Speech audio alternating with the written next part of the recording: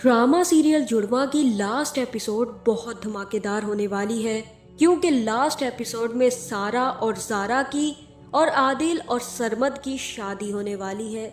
जहां अब आदिल को जारा मिलेगी या सारा, और सरमद के हिस्से में कौन आने वाली है, ये जानने से पहले अगर अब तक आपने हमारा चैनल सब्सक्राइब नहीं किया तो जरूर करें। तो अब जैसे कि सारा और जारा का राज सारा के घर में खुल चुका है, जहां जारा की मां के सामने सच आ गया है कि उसकी दूसरी बेटी सारा भी जिंदा है, और सारा को भी इस बात का पता चल गया है कि ये तो उसकी असली माँ है, जहां अभी तक मजहर को इस बात का पता नहीं चला। और जारा ने अब सारा को बहुत ज्यादा कन्विंस करने की कोशिश की है कि उसकी माँ को इस बारे में कुछ नहीं पता था, जहां अब काफी हद तक सारा मान चुकी है। जिसके बाद जारा जाकर अपनी माँ से बात करेगी और कहेगी कि अब आपको फिक्र करने की जरूरत नहीं है, सारा मान गई है और वो अब कहीं नहीं जाएगी। लेकिन मामा, मुझे एक बात समझ नहीं आ रही कि फरहत पुप्पो ने आपको मुझे दे दिया, लेकिन उन्होंने सारा को क्यों रख लिया? उन्होंने सारा को भी क्यों आपके हवाले नहीं कर दिया? आपको पता है उसने कितनी बुरी जिंदगी गुजारी है वहाँ पर।